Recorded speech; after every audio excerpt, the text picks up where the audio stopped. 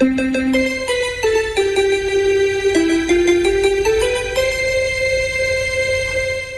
listening to 98.3 FM, WRLR LP, Round Lake, Illinois.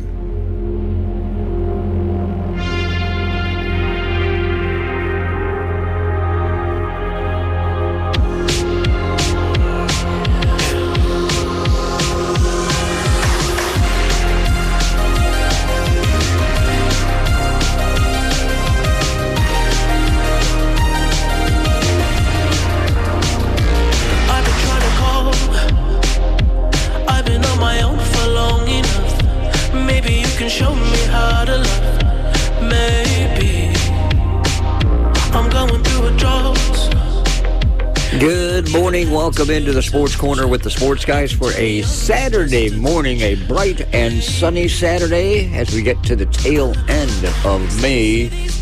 In my mind, the first days of summer are just around the corner, believe it or not. Memorial Day is coming up very, very soon.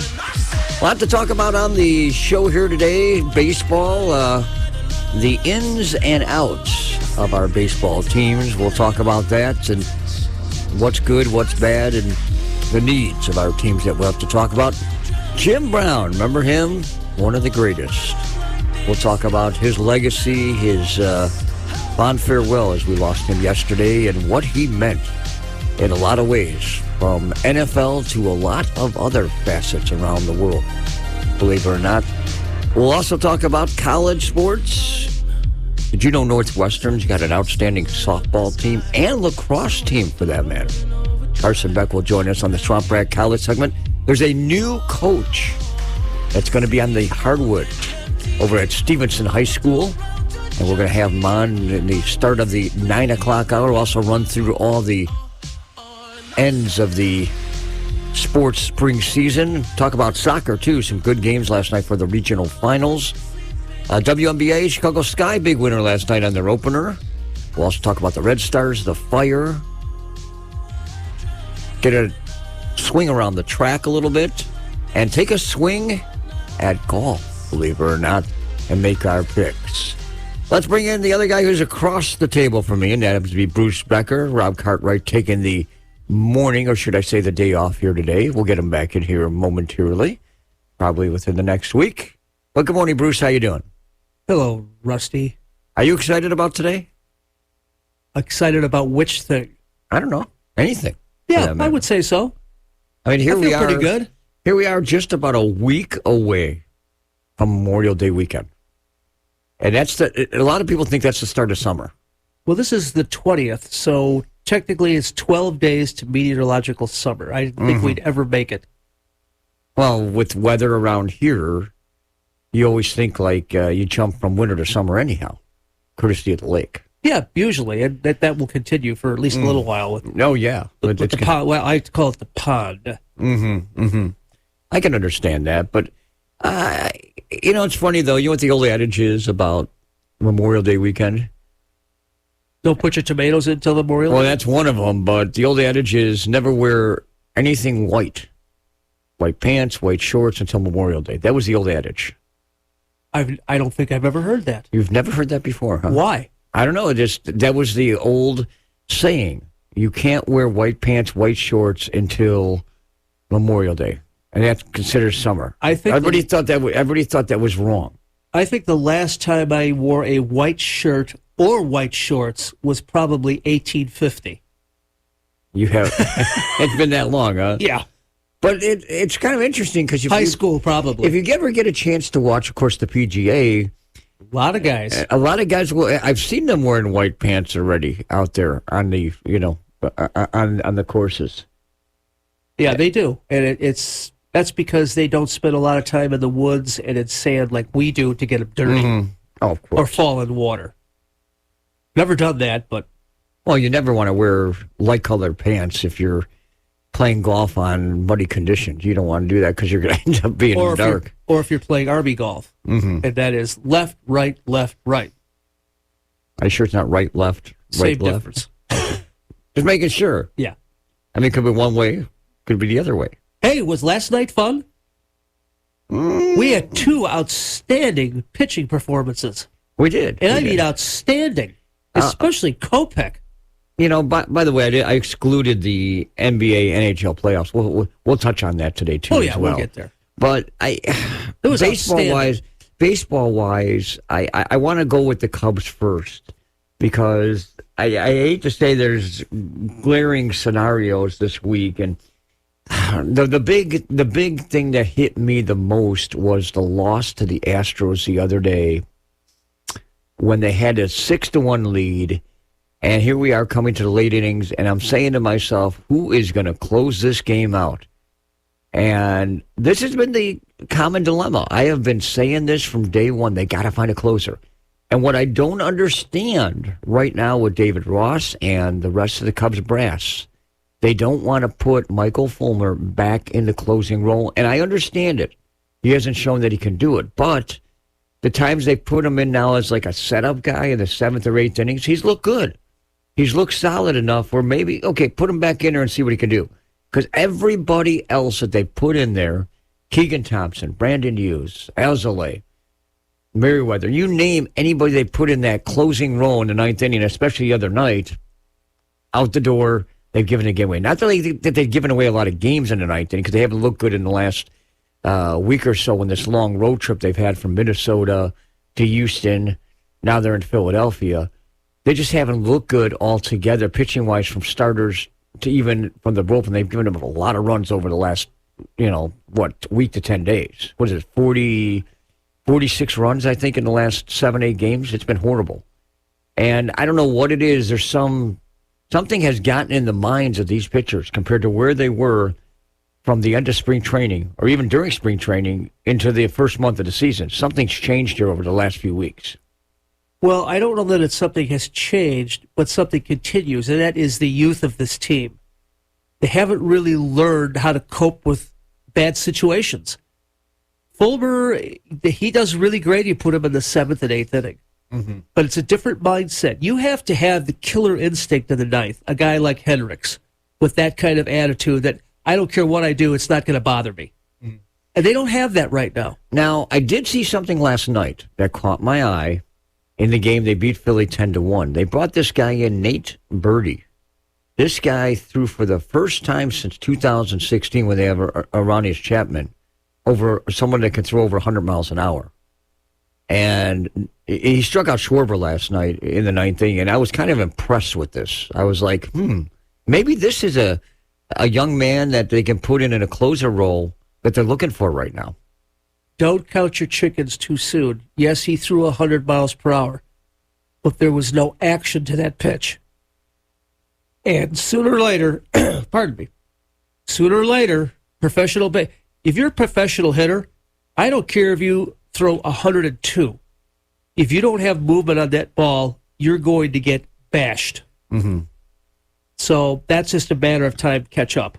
Mm-hmm. Now, give the Cubs some credit. They beat Philly. They've beaten them now 7 straight games since last year, which is amazing when you think about it because, hey, Philadelphia, weren't they a pretty good team, if I recall, a year ago? Well, they made a run at the World Series as a wild card. So give them some credit. But for some reason, Bryce Harper, Schwarber, a bunch of the other players, they can't hit Cubs pitching. I don't know what it is. They can't hit them. And Stroman continues to show what quality starts are all about. He's got, 8 quality starts. Steele's been pitching well. The Cubs starting pitchers have shown quality starts. It's the back end of the bullpen that's been hurting big time. Yeah, the bullpen is just with a 5.95 ERA. It's just not going to cut it. Oh, that's been the killing aspect. Now, the Cubs did make some moves after Wednesday. Keegan Thompson sent down to the minors, which apparently they think it's more mental than it is physical with him. No, I completely disagree. Here's the situation with Thompson, okay? You've got a guy. Here's some stuff I'll throw you.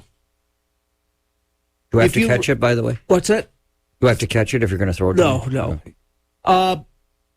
Thompson's got a problem, which probably is the reason they sent him down to the minors, because there's really no place for a guy of that situation right now. When he throws on 3 days rest, his ERA is 0.91. Mm-hmm. If you throw him with 1 or 2 days rest, his ERA is 10.39. Wow. There is no place for he's the only thing you could do is throw him on 3 days rest when you're losing big and you need to eat up some innings. You can't throw him on short rest, and there's no place for a guy like that unless you're short-staffed in the starting rotation where you just want to start with closers or middle pitchers. I think that's the reason they set him down. I don't think it's a mental thing. I think it's a physical thing, and I think they have to try to work through to find out why he needs so much rest. Maybe there's an injury we don't know about, and maybe he doesn't know about. That could be. That he just takes an extra day or two. But when you have a guy that's only every 3 days, I mean, you can't. Where are you going to pitch him? Mm-hmm. Well, also Cody Bellinger going on the IL, left knee contusion, which he made an outstanding catch earlier in the week in Houston. I don't know if you remember that in the outfield. Yeah. He took a nice dive, and he got injured, but I think it's precautionary. Yeah, he probably could have still played minimally, but I don't think he wants to do that.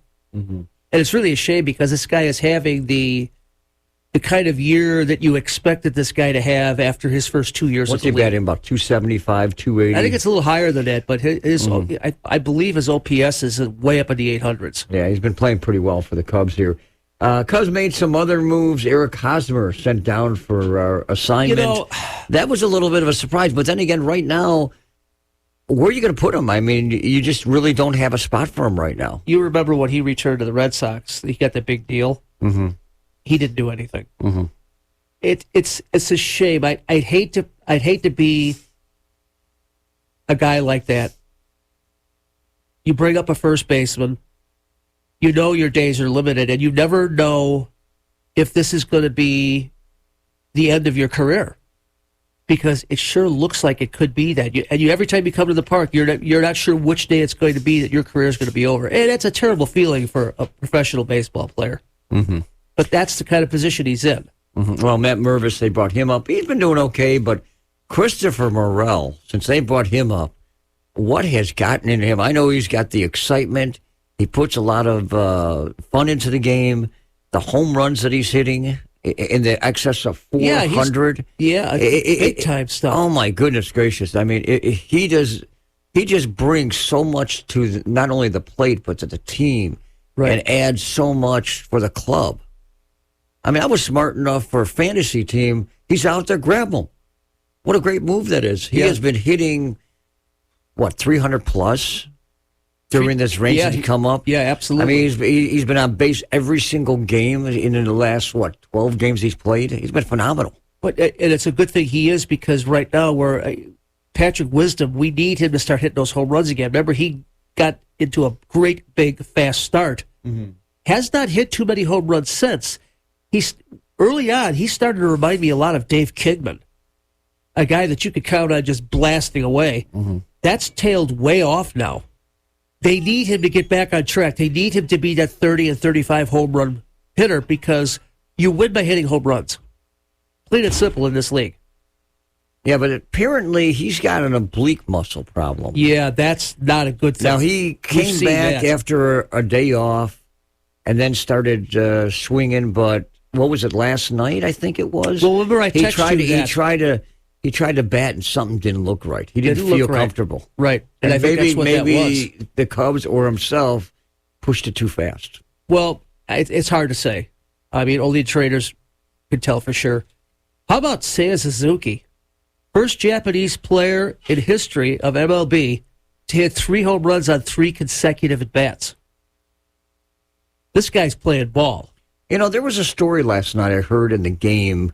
They were talking about when he came over last year that, he was pretty strong player, but he couldn't get used to the American food. And he lost, believe it or not, like 11 or 12 pounds during the season because of the fact he wasn't eating the same type of measurements or same type of food he would eat when he was in Japan. So he wasn't used to that, and he had to get used to the style of food here. Very different. It is different. Nobody ever thought about that situation. Which is strange, because I would have thought the reverse would happen, that he would get here and put on 12 or 13 pounds rather than lose 10 or 11 pounds. Because let's face it, Americans don't eat all that well, and Japanese people eat well all the time. So it was kind of strange. Mm-hmm. But looking at statistically again, I do this on every single game against the percentages for the Cubs. And just for examples for people of what I mean by that, I'll just give you quick 3 references with nobody out. A runner at first is 43% chance to score. A runner at second with nobody out is 63, and a runner at third is 83. Okay? So I base it on that. If you get a triple, okay, you get an 83% chance to score. Okay? If you don't score him, it's minus 0.83 runs. Mm-hmm. The guy at first base, if you don't score him, that would be minus 0.57 runs. Mm-hmm. And you total it up all at the end of the game. And I've got it down to a science now. I can do each team in about 10 minutes. Mm-hmm. But for the Cubs right now, 3 weeks ago, they were a positive 0.7. In other words, they're basically starting out with 0.7 runs per game. They are now minus 0.4 runs per game. But their opposition is minus 0.2.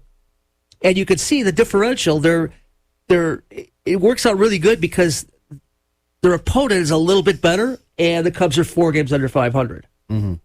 So that's, they're still struggling, especially with runners in scoring position. They're not getting those clutch hits. The Pythagorean is still has them with 24 wins. Mm-hmm. And we've gone through this before. They lost by 1 run, and they're 2-9 in 1-run games. It doesn't matter because 1-run games are random. Mm-hmm. What you are in the season means absolutely nothing to do with 1-run games. And I can prove this right now. Would you consider right now at this point 7-7 in 1-run games a good thing? No, not too bad. Yeah. And you think the team's pretty good? Mm-hmm. Welcome to the Oakland A's. Yeah, well, Oakland's another story. They're 3-29 the rest of the way. Yeah. So 1-run games are random. What you want to look at statistically, how many times have you beaten your opponent by 5 or more runs? Mm-hmm. That tells your season. Mm-hmm. By the way, the Cubs also activated Nico Horner. Good to see him back, and he started hitting. What do you have? 4 RBIs in the game last night. Edwin Rios is back with the team. And Mike Tauschman, who's from Barrington, is up from Iowa to help out with what's going on right now as an extra player. Cubs making some moves this week. Maybe I'm surprised. Maybe I'm not surprised. We'll see if this will help with what's going on with the team. A little shakeup, I think. I'm not sure if that comes from David Ross or comes from Jed Hoyer. Maybe there's a lot of complacency, what's going on. See the team drop a little bit. The win last night, I think, was important. I think that definitely was something they needed. They needed that win last night to break this slide that they've been on with Minnesota. It's only their second win on the trip, and they're back at it again in Philly. We'll give you a rundown who's going to pitch shortly. Well, let me ask you something, Rusty. Yeah. Do you think now, this year, that the bloom is off the rose, so to speak, and that the honeymoon period is over for David Ross? Because I have a lot of questions of some of the moves he's made. I have read a couple of things over the last week or two that makes you wonder if David Ross is not as secure as we think he is. However, I also come up in my mind, well, Joe Girardi's doing stuff with Marquee Network. And is he being kept around for maybe that next possible move for the Cubs to put him as the manager? I thought about that over this last week. I don't think so, but I'm not going to say no to that. But I think David Ross is a guy that you want as a manager because he's done a lot with the Cubs for a lot of years, but everything depends on what this team's direction is. I mean, they're not expecting to do anything this year.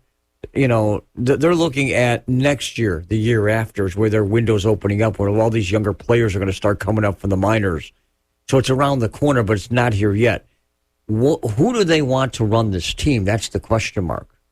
I mean, David Ross has experience enough to do it, but is he the right guy? That's the question mark. Well, I don't want to turn him into who was the manager they had before? The Sox had him, and when they got good, they switched managers. Why can't I think of the guy's name every time I forget? I know you're talking about it. I can't think of it. I can't think of it either. But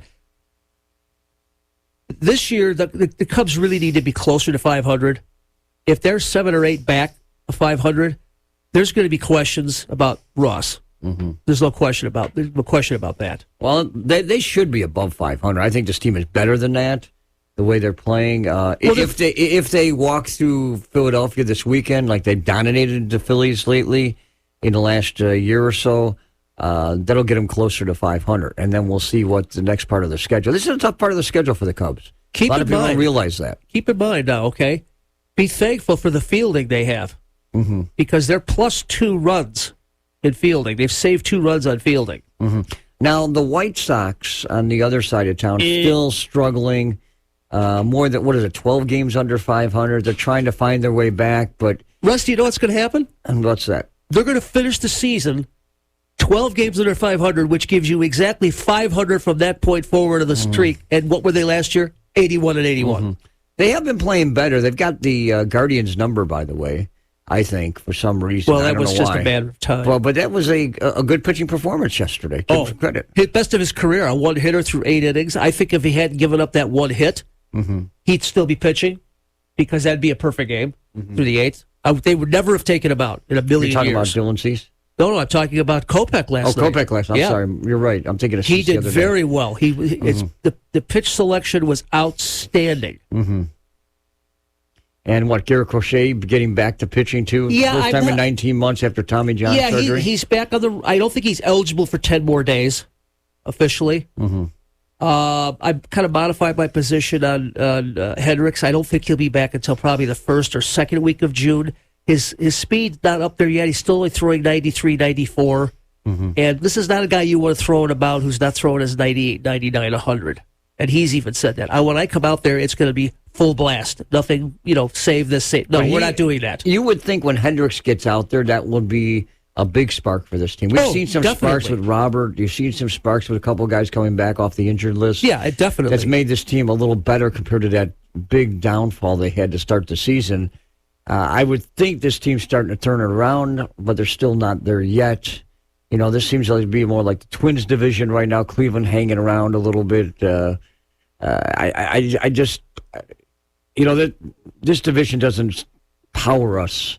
Not like the AL East, which is everybody's over 500. That's a crazy division right now to begin with. But I just think the Sox are starting to find some tread. They're finding some motion here a little bit. And their fielding has been a little bit better of late. However, they are minus 26 runs. That's a run a game they're giving away on fielding. And you saw one again a little bit the day before yesterday where when you get a ball hit down the line and you field it before it gets to the wall, why is the guy from first scoring? That just should not be. Your worst fielder, obviously, is Gavin Sheets. Guess who's your best fielder from the Sox right now? Benintendi. He's positive 1. But you can't keep giving away 1 run on average per game in fielding. That's killing you. Look at Tim Anderson. You're lucky you didn't give away a lot on that error. And there's a prime example. And that's another question I have, Rusty. Do you know when the last time Anderson hit a home run? I would think he's got early in the season, maybe. How about last May? It's been that long. Almost 1 full year since he's hit a home run. You can't have. He's walking more, which is interesting. He still doesn't look quite right. I don't agree with putting a player out on the field who is his 75 or 80%, because your 100% isn't going to be occurring for another month. Keep him out another week, get him healthy, bring him in full blast. And this is why Hendricks he does not want to return to save things. He says, when I come back, it's 110%. That's all there is to it. And I agree with that. Hey, I want to talk about the Brewers. A couple things popped up this week. Great pitching performance last night from Adrian Hauser. But I don't think they had a big win, though, because they took on Tampa. They lost that game 1-0 in 10. But look at the rearview mirror, too. Well, take a look at some things that have happened this week. Wade Miley expected to miss 6 to 8 weeks with a muscle strain in his back and throwing shoulder. That's what happened earlier in the week. They took him out. They weren't sure what was going on. And he's had some injuries, even with the Cubs, when he was with the Cubs, and before that, too. So keep an eye on that. Christian Yelich returned to the lineup after missing 2 games with back issues. This is an ongoing thing now, isn't it? And left-hander Eric Lauer, coming off his first relief appearance of the season last Sunday, will start or follow up an opener on Saturday when they play today. But some injuries that are standing out for Milwaukee. They are playing, not bad, but Corbin Burns, Brandon Woodruff have been their key pitchers, but they haven't really been showing their lines of where they were. But you know what, Rusty? Think about it. Who's the one player on that team that was top-notch when they were a very good team, and that was Yelich. Mm-hmm. After he started, the way he started out in his career, we thought this guy was going to be running for MVP almost every year. He had knee issues before. Now he's got the injury bug, and he's never been the same since, and that's really a shame. Mm-hmm. And that's the unfortunate thing. Looking down the list of games coming up here today. By the way, can I mention one thing? Go ahead. Check the rearview mirror, the Cardinals. Yeah, the Cardinals. On a roll. They've been playing a little bit better, but they haven't gotten out of the cellar as of yet. 9 of their last 11. Mm-hmm. It won't be long. And part of that has to do with Contreras not catching, but now they got him back in there a catcher, so figure that out. I have to laugh at that whole thing. You saw this guy for how many years in your own division, and then he gets on your team, and you wonder why he's not a good fielding catcher? Duh.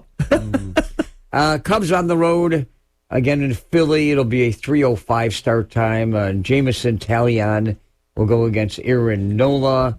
I'm still not a fan of Talion. I want to bring something up while you bring up his name. Mm-hmm. His FIPS number is 3.72.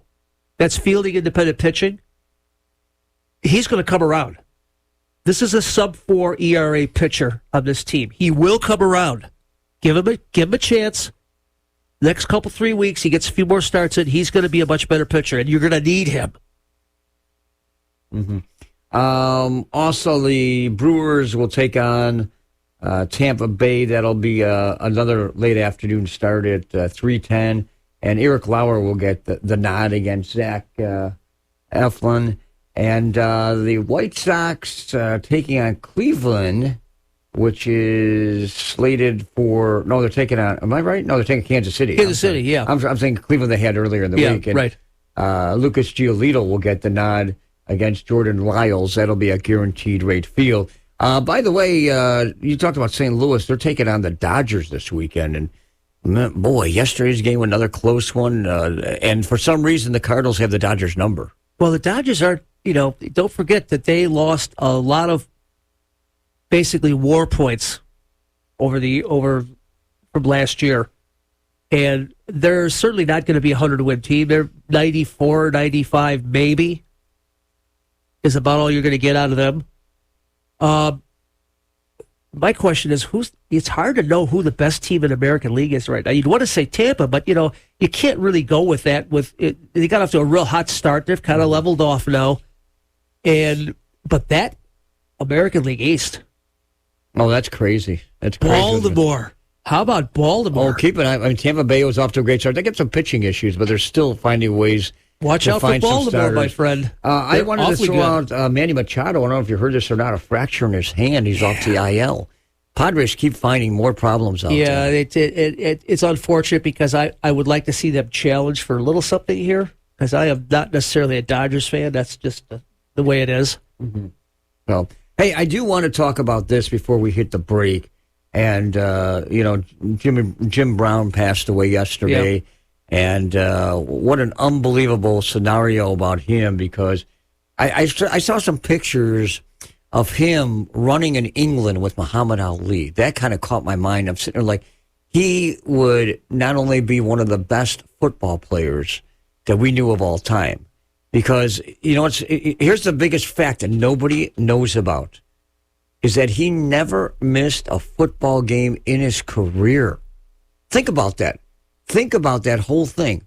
Think about that with what you're talking about with athletes today who take days off for a little scratch on their hand. Okay? Jim Brown never took a day off and played every single game. He was one of the best players that we ever knew. And in fact, he was rated one of the best running backs over the years. And only played 9 years, correct? Somewhere in that range. Yeah, 9 years. Do you know what the average life of a running back is in the NFL? 4.75 years. And he made 9. Unbelievable. A powerhouse to be. By the way, passed away at the age of 87 in his L.A. home late Thursday night. But he was known not only for a football player, a broadcaster. He did other things. He was an advocate, too. Don't forget where he came from. Which was? Waukegan alumni. He's a Waukegan alumni. Is he really? Yes. He's local. Wow. That I did not know about. Yep. When he played from the years 1957 I didn't know that either. That was told to me. By the way, he rushed for... Or text to me. Thank you. He rushed for 12,312 yards, an average 5.2 yards per carry. That's a lot of yards for that era. 9 years. He was a Pro Bowler every year he played. He led the Browns to the league championship game 3 times, winning the title in '64, and was named MVP 3 times. And he ran for at least 100 yards in 58 of his 118 regular season games. Think about that. That's a lot. And in those days, running was more important than passing. Think about that. Oh, if you threw 20 passes back in that golden era like that, then you'd probably get kicked off the team. Mm-hmm. And some of the things that caught my mind, he would hang out with other black athletes like Bill Russell, Lou Alexander, also Kareem Abdul-Jabbar. I mentioned Muhammad Ali. That was great. And then he also was a big advocate, fought for serving in Vietnam too. Yeah. I mean, that's a pretty large place to go, and he's got a big statue. I don't know if you've ever been to Cleveland. A lot of people envy this. When they see a statue right outside of the stadium there. You been there? I have never been to Cleveland. No, I've never been to Cleveland. I've been to Cleveland. I've never been to Cleveland, but I've never been to Canton before. No, I haven't either. But it's something I want to see down the road. It's one of those bucket list ideas. Okay, I go with that. So, but our condolences and thoughts. 87 years old. Yeah, lived a good life. Darn good life. Rough life.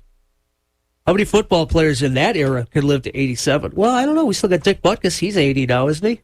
Mm-hmm. So he was from that era of stepping on hands whenever you have an opportunity.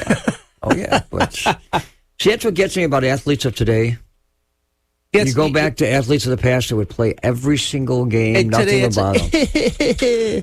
They get knocked around, they're right back on the field. I know we talk about concussions and everything else, but I mean, somebody like a Jimmy Brown or Michael Jordan, they would play every game. They wouldn't say anything. They just get out there and play because they know what the meaning of the game was. I guess I shouldn't cry like a baby because never criticize another man unless you're in his shoes. And I don't want to be in an NFL. Well, athletes are different these days. Shoes. Athletes are different. They got more money and they feel that they can do what they want. And they can't. And,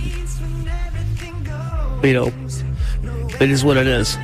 But not much to say on that. It's a different era. It is. Exactly.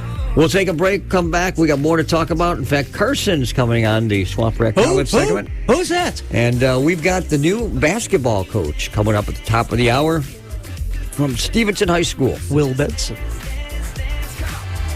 Can't you gotta tease people. They hear the name, they get excited. They want to hear about them. Boy. Back right after this on the Sports Corner. So just dance, dance, dance. So just dance, dance, dance. WRLR 98.3 FM. Doggone Clean in Round Lake Beach salutes America's military service dogs. Did you know that roughly 4,000 dogs served in the Vietnam War, leading patrols with their handlers? These dogs are credited with saving more than 10,000 lives. We'll never forget the sacrifices these unsung heroes have made. To learn more about these heroes and ways to support military service dogs, search online for Vietnam. WRLR 98.3 FM. Doggone Clean in Round Lake Beach salutes America's military service dogs. Did you know that roughly 4,000 dogs served in the Vietnam War, leading patrols with their handlers? These dogs are credited with saving more than 10,000 lives. We'll never forget the sacrifices these unsung heroes have made. To learn more about these heroes and ways to support military service dogs, search online for Vietnam War dogs and military canine care. This message from Doggone Clean and Round Lake Beach, proudly supporting our troops and veterans. When times get dark, we can't see the help that's all around us. Maybe you're not sure how you'll make rent, or you lost your job. When you don't know where to turn, let 211 be your guiding light. Our guides are ready to connect you with the help you need. 211, how can I help you? Call or visit 211.org. 211. Get connected. Get help. A message from United Way and the Ad Council. Call out Tune in every Monday night at 7 p.m. right here on WRLR 98.3 FM. I'm Marty Love, the host of Bacon Bits with Master Happiness. And I'm not alone. You're not? I am not. I'm here with my bestest buddy, Tiffany. There you go. We've all got reasons to be scared, angry, or sad. Happiness is outnumbered 3-1. Give us a little bit of your time, and we'll see if we can give you a reason to smile. That's Bacon Bits with Master Happiness, Monday nights at 7 p.m. Isn't it nice? Hi, I'm Danica Patrick. Watching my nieces grow, play, and learn is amazing, but not every child gets to be carefree. 1 in 6 kids in the U.S. are hungry. This breaks my heart, and it's something that Feeding America is working to change. Each year, the Feeding America network of food banks rescues billions of pounds of good food that would have gone to waste and gives it to families in need. To help, visit feedingamerica.org. Brought to you by Feeding America and the Ad Council. Hey everyone, it's Norm. And every Tuesday afternoon, 3 to 5 Central, I'm coming right at you here on WRLR. Let's share some information. Have lots of fun. We'll play plenty of music as we finish the business day in the office or take the drive home. Stream the net, WRLR.FM. 98.3 FM is the voice of Lake County on the radio dial. Join Norm Tuesdays, 3 to 5, right here on WRLR.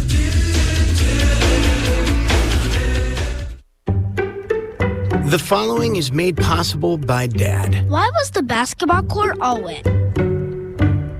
Because the players kept dribbling all over it. The dad joke. Corny, grown-worthy, but also one of the simplest ways to share a moment with your kids. Why do you have to be careful when it's raining cats and dogs?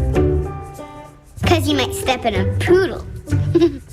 And kids that spend more time with their dads grow up to be smarter, more successful. Can I tell you a cat joke? Just kidding. And with any luck, funnier adults. Why didn't the skeleton go to the dance? Because he didn't have anybody to go with. Dad jokes rule. So take a moment to make a moment and give your kid a laugh.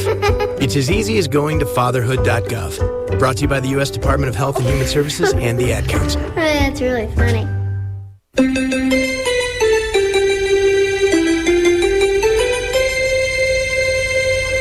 You're listening to 98.3 FM, WRLR LP, Round Lake, Illinois.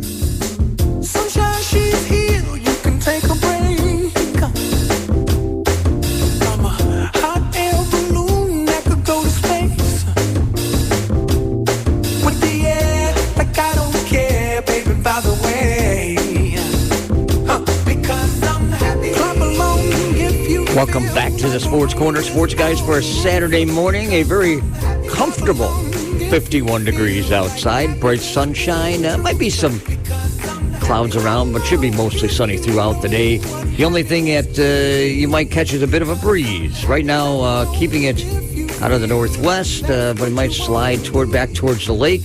Expected high today, I'm going to push for 72 today, but away from the lake, near the lake, might be in the 60s. Down to about 50 tonight, and then tomorrow, we're going to bump that temperature up. We're going to get up near 80 tomorrow, but again, cooler near the lake, of course. And I will say this, we will see an 85 at some point this week, and I think there could be a 90 showing up in our near future, somewhere around Memorial Day weekend. I'm not 100% sure on this. I'm keeping it out there because the projective outlook down the road says for above normal temperatures. I know Bruce is probably going to go against me on this, but there might be a 90 somewhere down in the next 10 days here. And Bruce is looking. He's like, 90? What's that? Thanks, Bruce. I appreciate that. But still some nice weather as we're getting closer to that Memorial Day weekend. We got Carson in studio. Carson is in studio. Carson who? Did I say that? Let me say that again one more time. Loud. Carson's in the studio. Oh, jeez. And now he can leave right now. No, just kidding. How you doing, Carson? Doing good. You guys are right. Good weather usually means championship time of the year. I'm excited. You know what's weird right now is that all the colleges, everybody's out. They've been out for a week or two. Why is it weird? It's the end of May. But then we're still talking. Well, you wanted to go until July? Well, that's what goes on with baseball. It goes till the middle of July, Well, so it seems like. I don't know. Well, then again, college sports, they run long to begin with. But but that's, But we have some excitement going on the Northwestern campus, and let don't you we? get to it, will you? Yeah, go ahead, Carson. All right, so for the... Okay, you're done. Oh, jeez. All right, so the women's lacrosse, Northwestern, number 1 in the nation. This past Thursday, they dominated the number 8 ranked Loyola, Maryland, 16-6 in the NCAA Tournament quarterfinals. Number 1 Northwestern will now take on number 5 Denver in the semifinals on Friday, May 26th. Rusty, I think you're going to like this where they're playing it at. They're playing at Wake Med Soccer Park in Cary, North Carolina, home of the North Carolina Football Club. I know exactly where that's at. A championship was played there, believe it or not. Boy, you do get around, I guess. I've never been there. I almost went there, though. Oh, okay. I wanted to check it out, but almost found a deal to get there, but I didn't make it. But wanting to and not doing it means nothing. Well, I know. But Northwestern's going to be there. Right, so they'll be taking on number 5 Denver at 2 p.m. Central. A game can be watched on ESPNU on Friday, May 26th. Now, this is the 4th year in a row that the Northwestern Wildcats will be in the semifinals. However, the last 3 attempts in the semifinals for Northwestern, they lost. 2019 versus Maryland, lost. 2021 versus Syracuse, lost. 2022 versus North Carolina, who won the championship last year, lost, all in the semifinals. Northwestern is trying to make the NCAA Tournament Championship for the first time since 2012, which is also the last time the Northwestern Wildcats won the NCAA Tournament for lacrosse. And it's funny you mentioned that because you think this team's going farther. They've been so close so many times. You think finally they can get over the hump? Well, that's the 0-3 in the semifinals, right? Mm-hmm. And I should mention that they will be taking on some really good teams in the championship in the event that they were to advance. They would be taking on number 3 Boston College or number 2 Syracuse, which, of course, is the same conference that the defending national champions North Carolina play in. So, like Bruce said earlier today, don't count your chickens before they're hatched if they make it to the championship, even if they have that number 1 ranking next to them. Yeah, it seems like those East Coast New York teams are top notch in lacrosse. Isn't it Duke that's really good? Duke's on the East Coast. East Coast, yeah. Well, the ones around Buffalo and New York, oh man, they go crazy up there. Boston's big with that. Yeah, lacrosse has definitely been more well established in the East Coast and is slowly making its way more west and Midwest. Lacrosse and rowing. Mm-hmm. Yeah, and a little bit, and field hockey a little bit too. But let's shift over to the softball tournament, NCAA tournament softball tournament, if we can. There's a couple regionals that our Lake County listeners focused on our Illinois school should be focused on, and I'm going to give a breakdown on how the NCAA tournament works for those who are unfamiliar. So the first round, which is called the regionals that we're in, are double elimination. There's 4 teams in each regional. 1 team out of the regional will advance to the super regional. The super regional is a best 2 out of 3 series. From then, they advance to the College World Series. So the regionals last from May 19th to the 21st. Super regionals, May 25th to the 27th. And then the College World Series, June 1st through the 9th. So we're going to take us to the Evanston Regional right here in Illinois, Evanston, Illinois. So the 4 teams in this regional, Northwestern is the 1 seed, Miami of Ohio, the Red Hawks, are the 2 seed, 3 seed Kentucky Wildcats are the 3 seed, 4 seed Eastern Illinois Panthers are the final seed. So we have 2 Illinois schools in this regional. On Friday, 3 seed Kentucky Wildcats upset the 2 seed Miami Ohio Redhawks in dominant fashion, 9-1 in 6 innings. And then later on Friday, the 2 seed Northwestern Wildcats shut out the 3 seed Eastern Illinois Panthers. So today, Kentucky will take on Northwestern at 1 p.m. on ESPN+. The winner goes straight to the championship series of the Evanston Regional. Later today also, Miami, Ohio will take on Eastern Illinois at 3:30 at ESPN Plus, because this will be the second loss for these two schools. The loser of this game is completely eliminated from the NCAA tournament. The winner of the Miami, Ohio versus Eastern Illinois game will take on the loser of Kentucky versus Northwestern. And then then on Sunday, the winner of Kentucky versus Northwestern will take on the winner of the past game that I just mentioned. Mm-hmm. And then the game 7 will be, if necessary, will be played later on Sunday. So if the loser's champion gets a win, then they'll force a game 7 later that day to determine. It's double elimination, so you got to lose twice to be out. Lose twice. Now, what's the difference between that and a round robin then?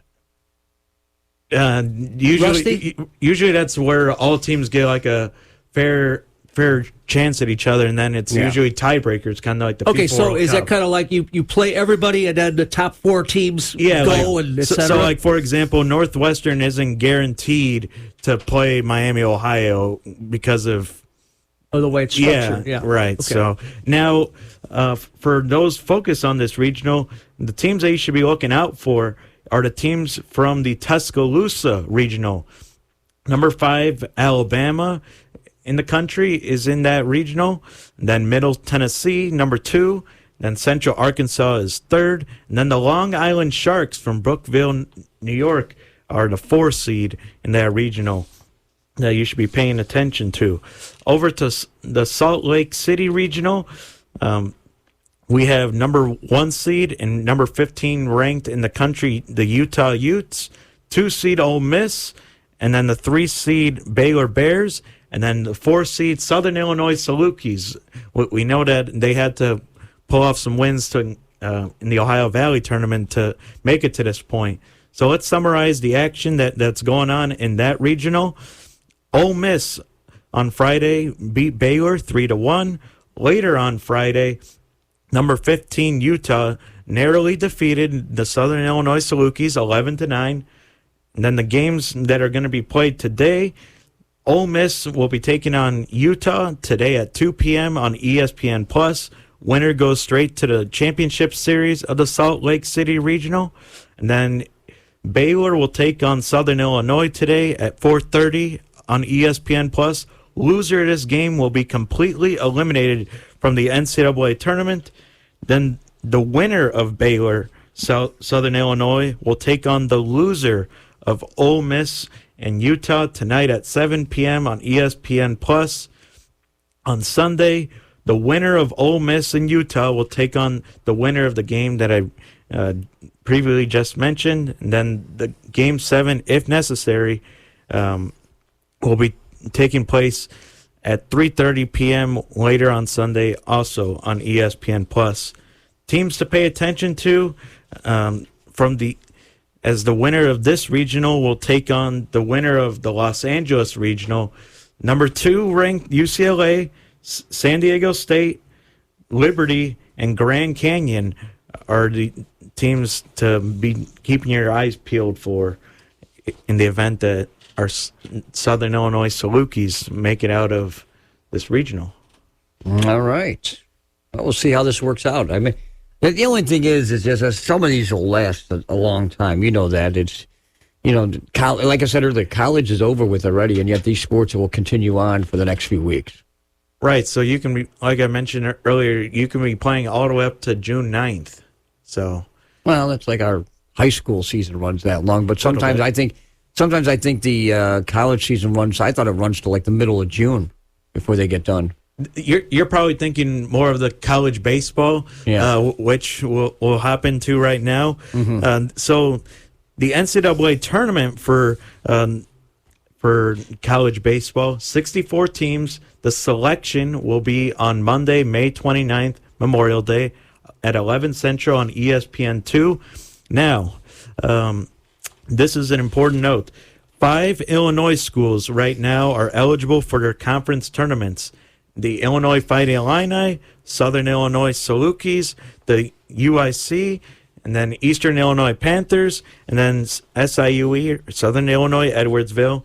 And then our 5 schools that aren't eligible for conference tournaments are Northwestern, Illinois State, Bradley, Western Illinois, and Northern Illinois. And I mentioned the conference tournaments because, as we know, if you're probably not in the top 1 or 2 of your conference, you're going to most likely need to win your conference tournament to get the automatic bid if you're sitting around 5th or 6th, middle of the pack in these conferences. So right now, our Illinois baseball records are 225 and 314. Conference records 157 and 160. We're giving a little attention to our Division I schools at the moment, but I'd be remiss if we didn't mention how the College of Lake County Lancers have done this year. They finished the season 26 and 22, 6 and 8 in their conference. The Lancers season ended after losing to Madison Community College 11-2 in 7 innings in the NJCAA Region 4 playoffs on Friday, May 12th. So I promise not to ask you what that all that is. So National Junior College Athletic Association. Wow, okay. I think there's a few divisions they have. Good. It used to be 1 division; they've made it into 3 divisions now. So yeah, I believe it's the first time in a while that they've actually qualified for the tournament. Mm-hmm. They were sort of middle of the pack. They didn't win any playoff games.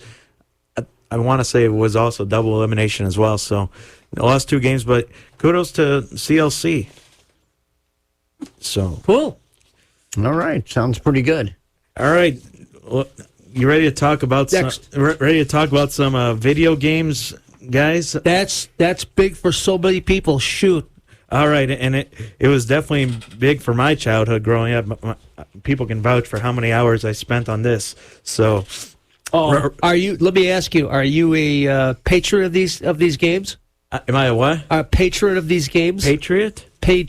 Patron? Oh, yes. Yeah, I have 2011, 12, 13, and 14. You are now officially qualified to talk about this. Oh, jeez. These are the only video games I usually play. But, all right, so right now, EA Sports is preparing the NCAA Football video game, which will come out in the summer, presumably July of 2024. This will be the first NCAA Football video game since 2013.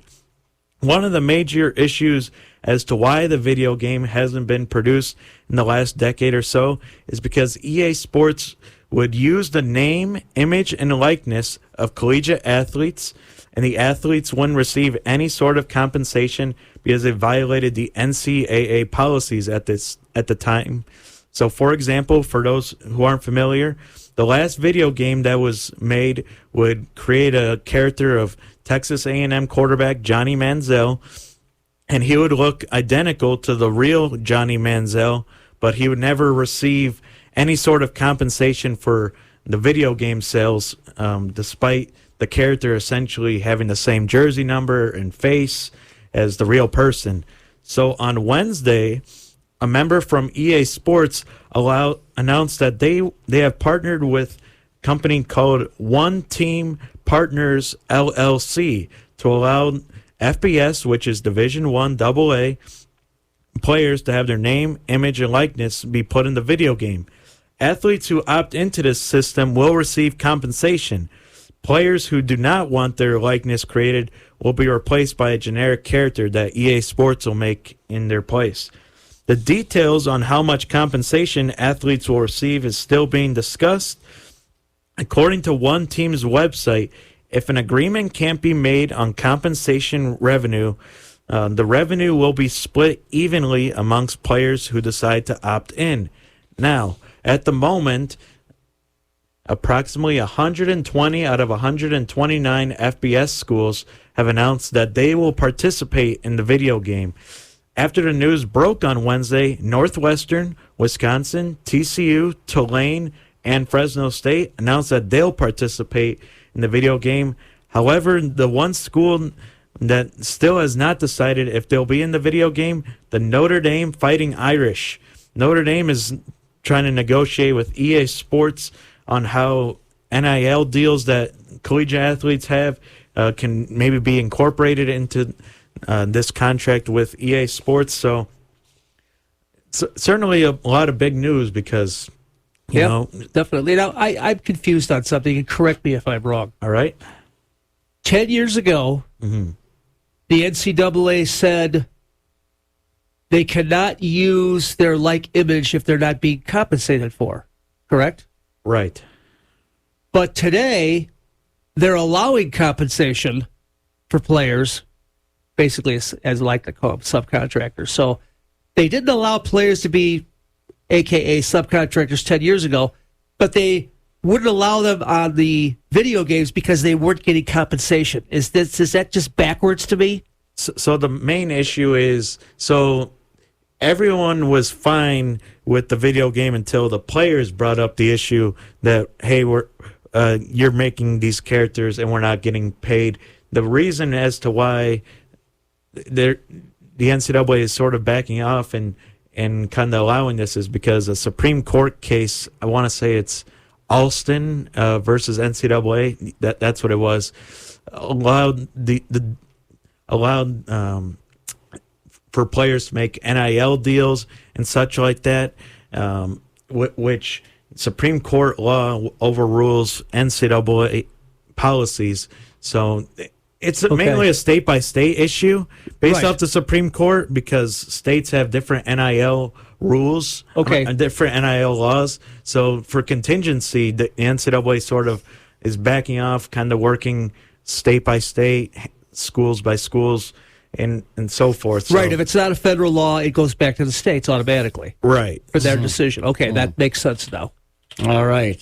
Well, we'll see where this goes. Anything else, Carson? Or believe it or not, there's only one school right now in terms of college basketball that has not lost or gained a player due to the transfer portal. Can we guess who that is? One player. I mean, one school. One school has not been affected by the transfer portal, both losing or gaining players. Can we get hints? It's a traditional blue blood. Like, I don't want to give. When you say blue blood, it makes me think of the University of Michigan.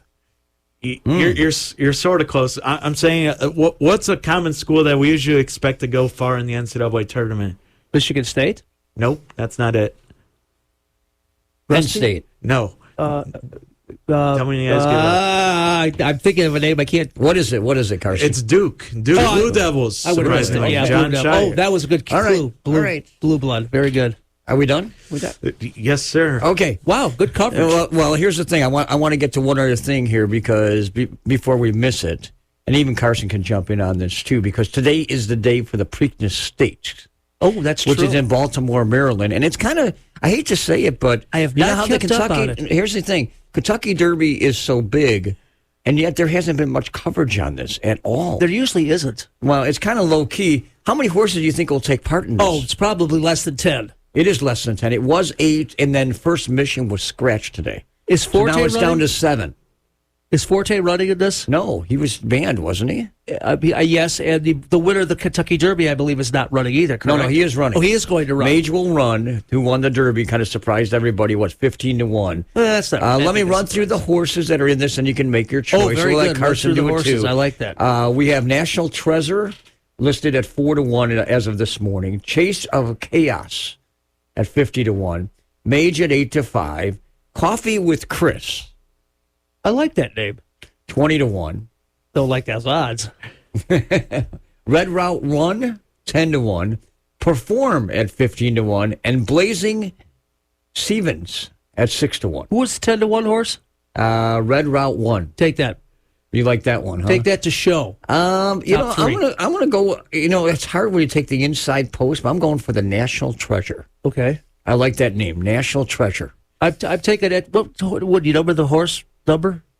Which one? The one that I took.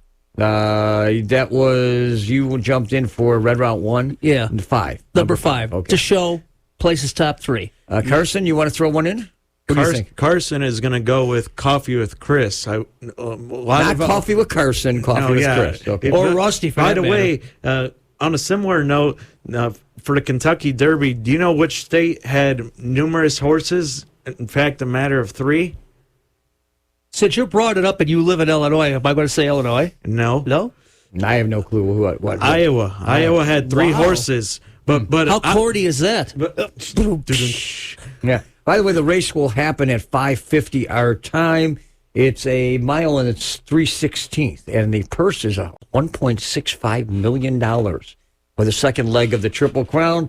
We'll see if Mace will be the one that can actually come up with the big win here late this afternoon. Sound like a good idea? I forgot the name of my horse already. I know it's number 5. Oh, Red something or other thingy. Red Route 1. Red, I'm just thinking of... Oh. All right, we need to take a break. We'll come back. Will Benson will join with us, a new head basketball coach. We already know who for Stevenson. I blew that one, remember? Yes. Sorry. Oh. We're going to run some offense here. Back right after this here on WRLR. Yeah. Want to leave, I can guarantee you won't find nobody else like me. I'm not worried about the ring you wear, 'cause as long as no one knows, then nobody.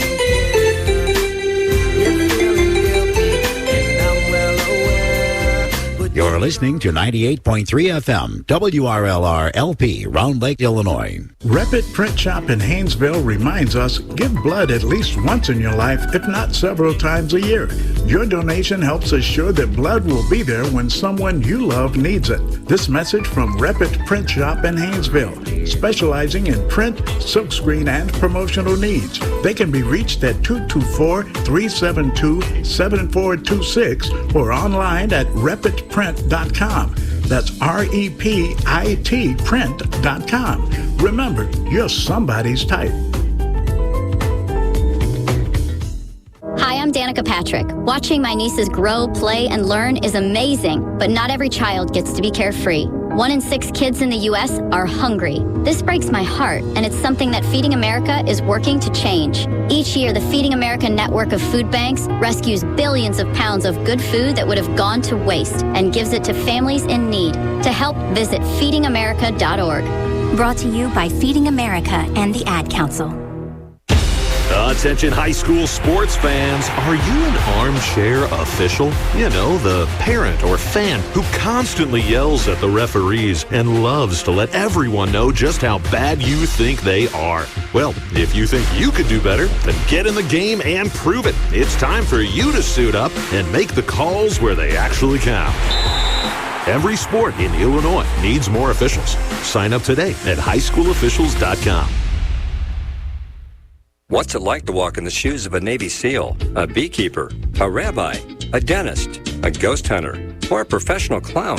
Join me, Jim Wunderlich, on Word of Mouth, Thursday mornings from 11 a.m. to noon, and hear their stories. Captivating guests from a wide range of professions sharing a behind-the-curtain view of their jobs. Jobs such as an interrogator from Guantanamo, a private chef, a film director, a doctor, an orchestra conductor, a college basketball coach.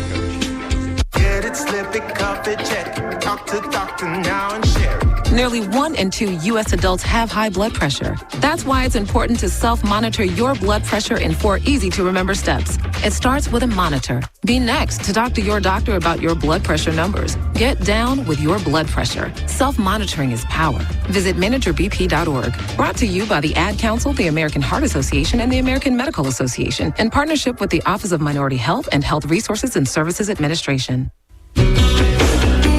Hey everyone, it's Norm. And every Tuesday afternoon, 3 to 5 Central, I'm coming right at you here on WRLR. Let's share some information. Have lots of fun. We'll play plenty of music as we finish the business day in the office or take the drive home. Stream the net, WRLR.FM. 98.3 FM is the voice of Lake County on the radio dial. Join Norm Tuesdays, 3 to 5 right here on WRLR.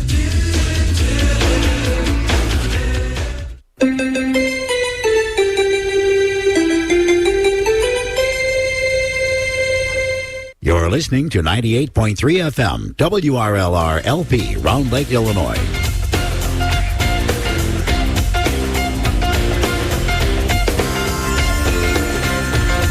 Welcome back to the Sports Corner with the Sports Guys for a Saturday morning. Bright sunshine, 54 degrees our current temperature, headed up to a high of about 72 today. A little bit cooler, though, near the lake, down to 50 tonight. And then tomorrow, how about 80? I like that, except it might be a little bit cooler near the lake. Not too bad, right, guys? You like that weather? Fine with me. It is fine. The question is, how consistent will it be? Well, yeah. For probably, we're not going to have any rain till Memorial Day. That's the one thing I heard. Dry weather is in the foreseeable future. And you know what? We need to have a little rain. We're running pretty short so far. Mm-hmm. It's been a dry May. That's definitely. And in April, too. So we've got some big news this past week. We've got a new head basketball coach that was named over at Stevenson High School, and that's Will Benson taking over for the legendary Hall of Fame basketball coach, Pat Ambrose. Will, how you doing this morning? I'm good. How are you doing? Thank you for having me. Yeah, I don't mean to say legendary, but he was. No, he is. He is. No, for sure. I was going to say Pat Ambrose was there for a long time. And he's tremendous. Over 500 wins, less than 200 losses, 4 state trips, a state title. The guy's been unbelievable for 24 years. I was going to say, you say all that, and how does it feel to take over for somebody like Pat Ambrose? Yeah, I don't look at it quite that way, although I know why people do. Pat's been tremendous in the transition. I've gotten to know him a lot better the last 5 years or so. We had a couple joint practices over the summers, and he let me pick his brain for a few hours a few years ago. And so, I certainly understand that. But, it's just my turn to, be the fortunate one to take over Stevenson, not necessarily from him. Mm-hmm. Now, Will, tell us how you came to thought, like, I want this job. I mean, how did you, jump in for the opportunity? As I've, talked with Pat, and I always followed, for whatever reason, I don't even really know why, I always followed Stevenson from a distance, like maybe some people do just because of the prestige and the reputation. And then, as we, had those joint practices, their kids and our kids I thought were very similar, smart, hardworking kids. They try to do what you ask them to do. And, of course, everybody knew at some point in the near future, Pat was going to retire. And as it got, closer the last couple of years, I just thought, man, if that ever opened, I really feel like, of course, everybody's going to go for that, position to teach and coach there in that building. And so I said, I definitely have to try, and then we'll just kind of see what happens if I can even, get involved in the process in terms of the interviews. And I just felt like I got really, really fortunate with Troy, the principal, and Trish, the AD, and Eric Ramos is the department head. So they all felt like I was going to be a good fit, and I'm certainly appreciative of that. That's for sure.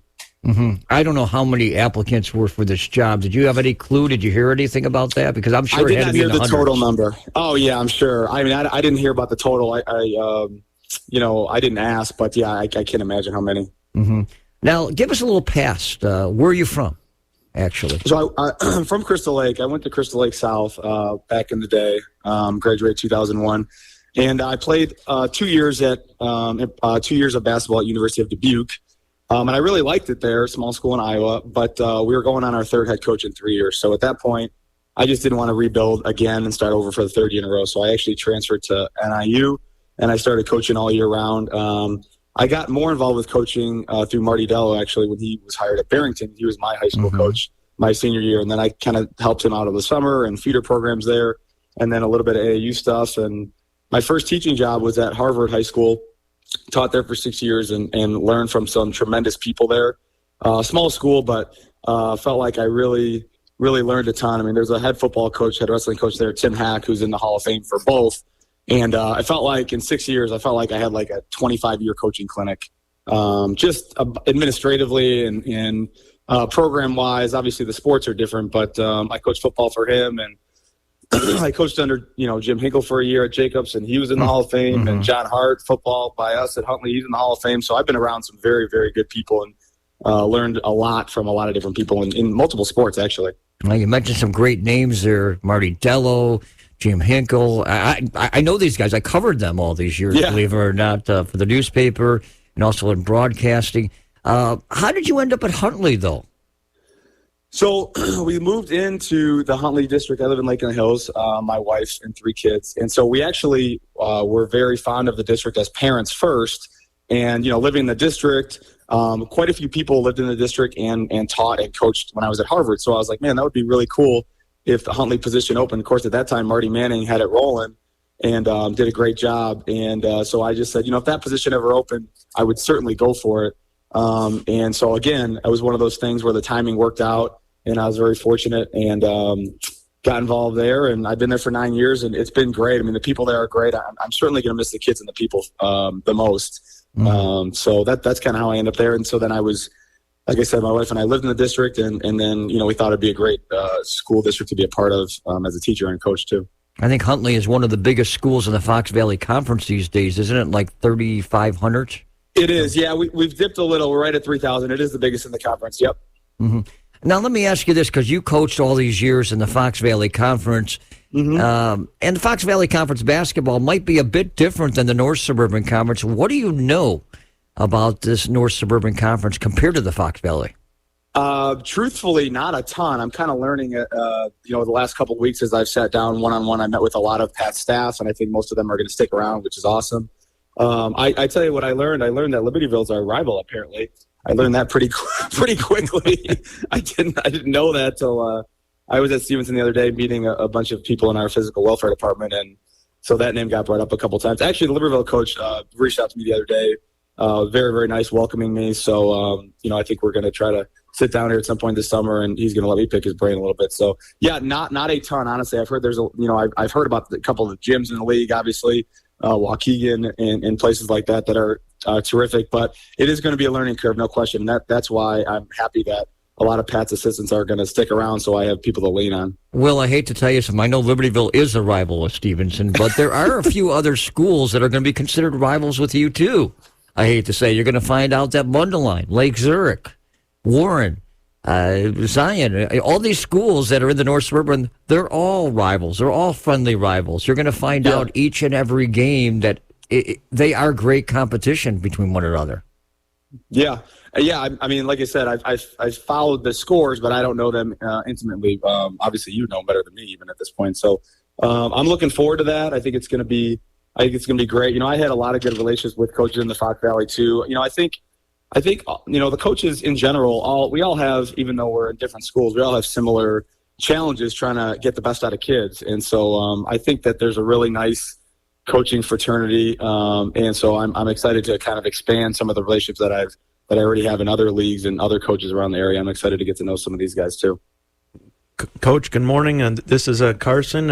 Morning. I want to ask you, as you start to get to know the Stevenson community as well as the Lake County area, what activities do you maybe have planned for the summer, as well as how have you been able to get to know the faculty at the school?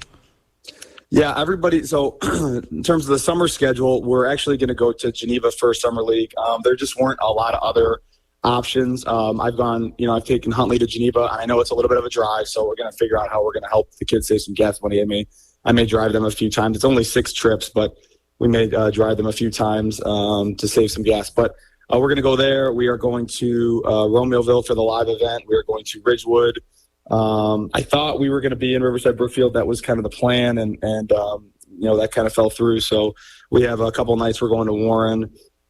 Years past, we've gone to Palatine a couple of nights, and played Fremd and Palatine and things like that. So we like to play quite a bit. My biggest thing is, how much better can we get in June, and then how much better can the kids get individually from July to, before we start in November. I try to chunk down the time that way. So I'm really looking forward to it. In terms of the people have been great. I was there Wednesday for quite a while, and everybody seems very, especially in our physical welfare department, everybody seems very willing to help and, very friendly and reaching out. And then I was able to meet with the kids on Wednesday, which was awesome. I met with, of course, the 10th through 12th graders. We didn't have any incoming freshmen there because of the timing of it. But I also sat down with pretty much every returning varsity player one-on-one for a few minutes. I told them I really do want to get to know them individually. To me, the relationship part of it is very important. That's the most important. And then the basketball is kind of second. And, the longer I've coached, of course, everybody says that, but the longer I've coached, I really have really realized the importance and want to emphasize the relationship piece first and the basketball second. Coach, earlier you mentioned that you teach. What subject do you teach? How long have you been teaching? And do you plan on teaching at Stevenson? Yeah, so again, I was fortunate. Eric Ramos thought I'd be a good fit in the physical welfare department, so I'm going to be teaching PE and health. I've taught driver's ed in the past as well, so I've taught all three of those, and I've taught for 15 years, and I've been a head coach for 13 of those 15. Okay. All right. Hey, well, I know what Pat Ambrose and the rest of the staff has implemented for a program, which has been a winning standing program, but you're a new coach. You said some of the older, or how can I say, the experienced coaching staff, that might be a better way to say this, is staying with you. But do you see staying with what Stevenson has, or will you put something into the program? Yeah, I think, Paul Swan, who's been great too, really all these assistants have, but Paul's going to stick around. He sent me the statistics the other day, and they're very similar to what it seems like we tried to emphasize at Huntley, and Pat did at Stevenson in defense and rebounding. I think we're going to run some more 5-out motion stuff. The biggest stat I told Paul, I said, I will tell you this. I think we're going to shoot a little bit more from the three-point line than it looks like you did last year. And again, maybe we won't after we watch these kids play, but I feel like the three-point line is a big stat, and kind of we get some of those opportunities kind of with the 5-out that we run in terms of drives and kicks and those things. So I think we're going to shoot some more threes. But outside of that, I think it'll be similar in, defensive rebounding will keep you in it, right? I mean, you have to be able to defend throughout the course of the season and the game, because you're going to have stretches, again, both in the season and in a game where you're going to miss shots. And so the defense has to keep you in it when those things happen. Coach, you mentioned that you're going to value the three-point line, and I know often coaches sometimes have like mottos or phrases that they kind of like to pride themselves on. Is there a certain motto or tradition that you've kind of embraced that you may try to bring over to Stevenson? Motto, I don't know. I mean, I wouldn't say I have a motto specifically, but three of the stats that I look at, I think, even in box scores of games, NBA, college that I don't even watch, or turnovers are really important. Obviously, you want to limit your own turnovers. Rebounding, I think, is really important too, because you can have a great defensive possession and it's deflating if you give up an offensive rebound and a putback, or an offensive rebound and a foul.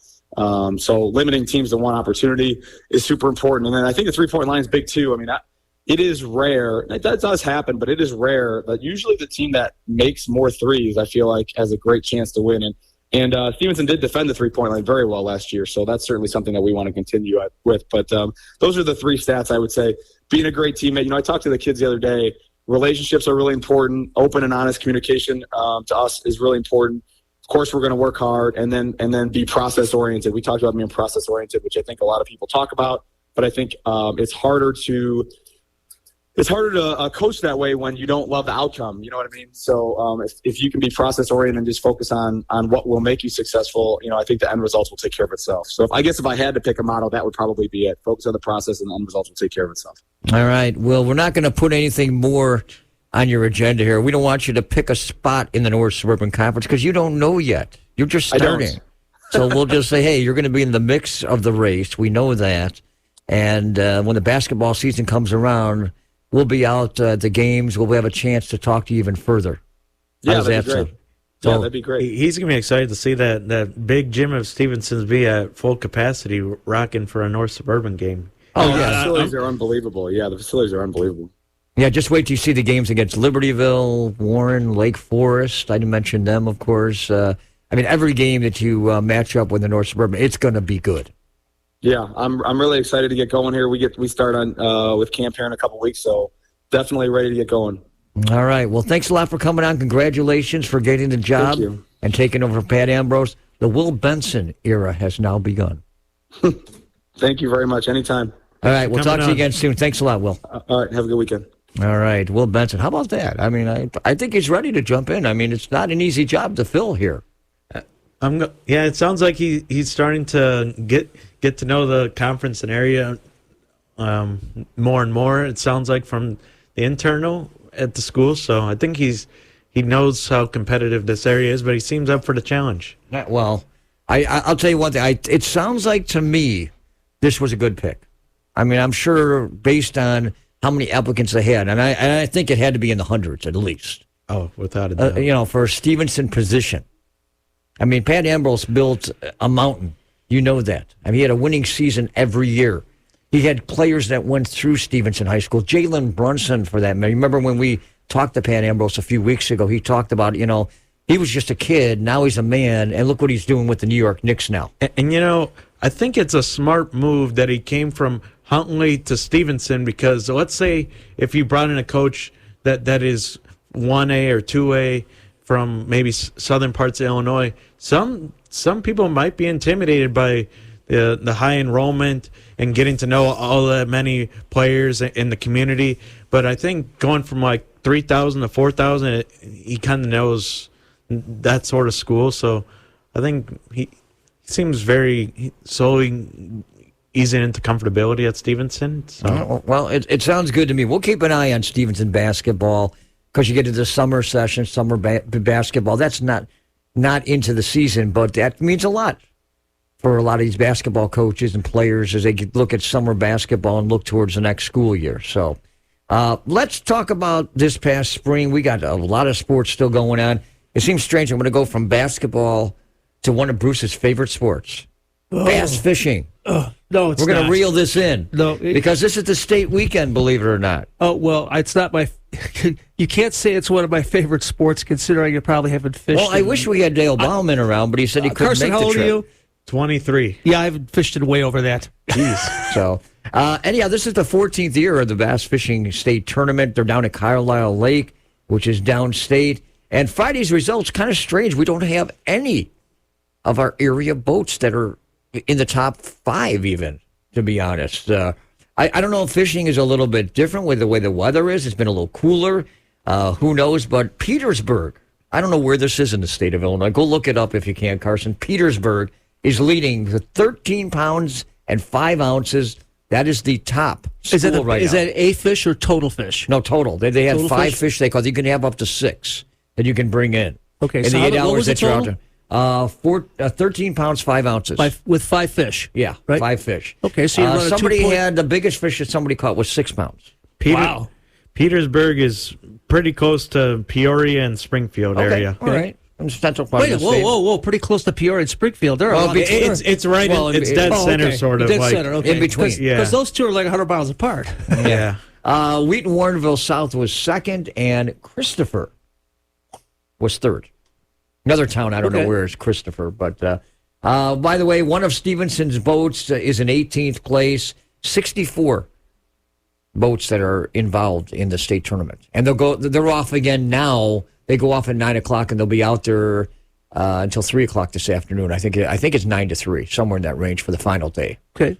So, and we'll get results. We'll pass it along on the Lake County Sports Scoop on Monday. So then I guess I'm curious as to how my niece, 24-year-old niece Jennifer, caught a 4-pound fish, how that would fit into and that was one fish, how that would fit into the tournament. Because 5 times 4 would be 20 pounds. How old is she?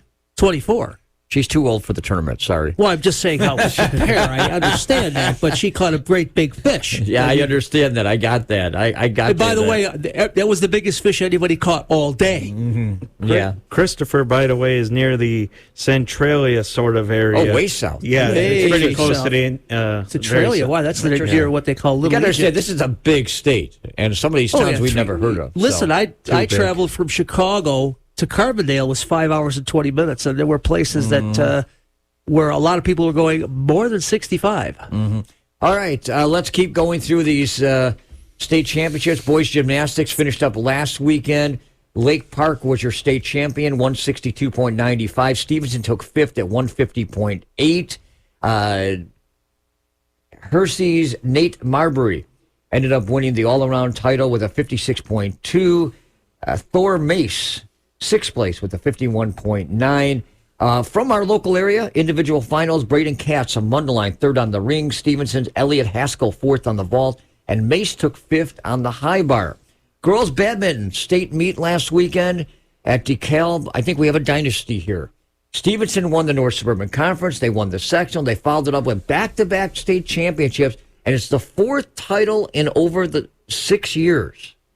I think that's a dynasty. That's better than 3 out of 6 for the Blackhawks. Well, that's a dynasty in my book. And the only other thing we can think of, Stevenson had 4 straight gymnastics wins for back in the early 2000s with their girls gymnastic team. So, but give some kudos to Anvi Harish and Catherine Lee, Ruby Sacker, and Navadia Neer, as they were in the state meet, but the Harvish and Lee were the ones that won the state title once again for the Stevenson Patriots. What else do we got going on? Oh, girls state meet going on this week in track, Illinois at Eastern Illinois University, Charleston. We will have the results from that meet coming up for the girls on Monday on the Lake County Sports Group. There's, the finals are going on here today. Boys track, Grays Lake Central won the NLCC, Warren won the NSC. Sectionals coming up, or actually was this past week, which is at Grays Lake North this past Thursday. Warren was first, edged Grays Lake Central, and Zion Benton took third. Jacob Wunster of Wakanda topping the 100. Tyron Stewart of Zion Benton was second. Warren's Jalen Duffy, you remember that name from football, was first in the 200. Stewart was second. Zach Wangernerd of Graves Lake North won the 400. Trester Shorn of Lake Zurich was second. Warren's Caleb Levy was the top finisher in the 800. Trey Soto, we've mentioned his name over the past in cross country and track. He was first in the 1 mile run. Dylan Myers of Lake Zurich, top runner in the 3200. Stevenson's Marcus Castleberry, first in the 110 hurdles and first in the 300 hurdles. Ethan Agrahan of Stevenson won the shot put. Warren's Aiden Pareka first in the discus. Agrahan took second. Zaprakos of Wakanda top spot in the high jump. Sean Mullen of Grays Lake Central won the pole vault. Warren's Jaden Turner, another football player, first in the long jump. And DeAndre Neely of Grays Lake North was first in the triple jump. At Deerfield, Prospect was your top team. Highland Park 6th, Deerfield 11th. Lake Forest was 12th place. And over in Class 2A at Belvedere on Wednesday, Lakes won the sectional. Carmel was 4th. And I got to mention a couple guys here. North Chicago's Matthew Brooks won the 200 and second in the 100. Lakes Peyton Whitehead third in the 400, top spot in the 800. Carmel's Cole Bolheim was second. Jackson Sumney of Lakes second in the 3200. Lakes Colin Shea took first in the 300 hurdles. And out of North Chicago, Xavier Mayfield took first in the triple jump. Patrick Deutsch of Lakes took second. So a lot of good things to happen in the sectionals here for the boys. They have their state meet coming up next weekend at Eastern Illinois University. Sectionals going on this weekend for boys tennis. Deerfield and Stevenson are hosting in 2A. Lakes and Vernon Hills hosting in 1A. Boys volleyball regionals will set to start on Monday coming up this week. Girls lacrosse sectionals continue Monday with Lake Forest hosting the sectional as the top seed. Stevenson second, Libertyville third. Boys lacrosse Stevenson sectional host St. Vitus the top seed. Stevenson in the 7th seed. At Warren, Lake Forest is the top seed, followed by host Warren and Barrington and Carmel. So we've got some teams that might do something with lacrosse. Girls soccer, they started up this past week with the regionals. The finals happened last night at Fremd. The Blue Devils lost to Fremd 2-0 at Glenbrook South. The Wildcats a win over Glenbrook South 3-0 at Palatine. Stevenson beat Glenbrook North, but the game went 0-0 through 100 minutes. They had to go through PKs, and Stevenson pulled out the victory 1-0 and 4-3 on the kicks. Boring. Penalties are always the scariest. Yeah, well, you got to get the winner on the field.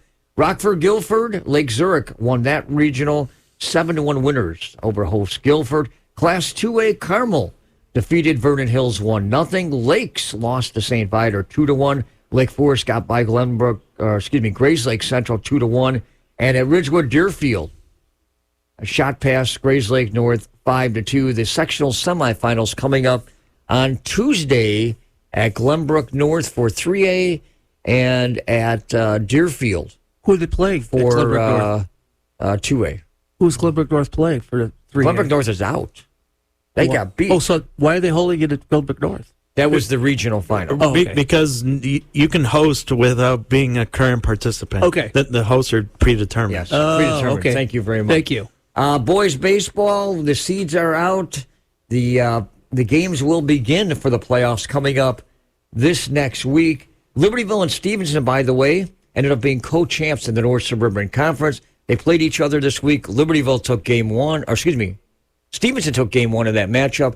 Libertyville came back to take the second game. So they end up sharing the title. So do they go? And Grays Lake Central won the NLCC. So they don't go run differential then? No, right nothing. They just share the title because they end up with the same scenario. By the way, Mundelein, with their bump in the road throughout the season, they have won 8 games in a row to end the season. So keep where do they stand getting into the state? Mundelein is seeded 7. 7th seed. They have to take on Barrington. No. That's if they win the first game against 10 seed like Zurich, and Barrington has to play 15 seed Hoffman Estates. You're right. They have to Don't play count your chickens before. That's before the regional final on Saturday. So could we see Mundelein and Stevenson at some point? Yeah, it's possible. That would be something. Right now, next week we're looking at the possibility of going to Stevenson. We will check on it during the week for the Stevenson regional final. With Stevenson, if they win their game, will play the winner of Fremden Buffalo Grove. I think that matchup. So that should be the one to look at for next Saturday, 11 o'clock start. Softball-wise, they will start this week. Antioch, which won the NLCC, a record right now of 26-1 on the season. And they are the number one team pretty much in the state at the moment, from what I understand. I don't know who won the NSC. It was a battle between Mundelein and Warren.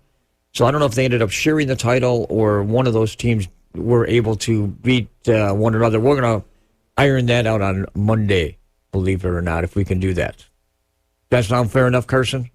On the Lake County Sports Scoop. I insist. I vouch second. Well, that's okay. I'll get my hands to clap on that as much as I can. If you don't close that door to the studio, I'm going to have to light a fire in the corner. It's freezing in here. But remember, one of the hands needs to have a glove mitt, Rusty. Cool. We're going to take a break. We'll come back. WNBA updates. Opening night last night for the Chicago Sky. NBA. We'll talk soccer. We'll touch on the NBA. We'll touch on hockey, auto racing, and golf. And the new show comes your way at the top of the hour. Stay with us.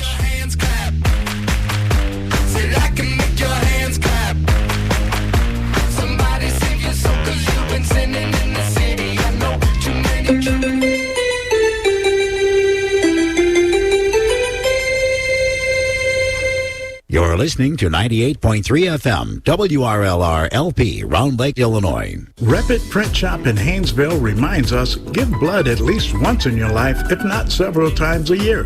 Your donation helps assure that blood will be there when someone you love needs it. This message from Rapid Print Shop in Haynesville, specializing in print, silkscreen, and promotional needs. They can be reached at 224-372-7426 or online at rapidprint.com. That's REPIT print.com. Remember, you're somebody's type. When times get dark, we can't see the help that's all around us. Maybe you're not sure how you'll make rent, or you lost your job. When you don't know where to turn, let 211 be your guiding light. Our guides are ready to connect you with the help you need. 211, how can I help you?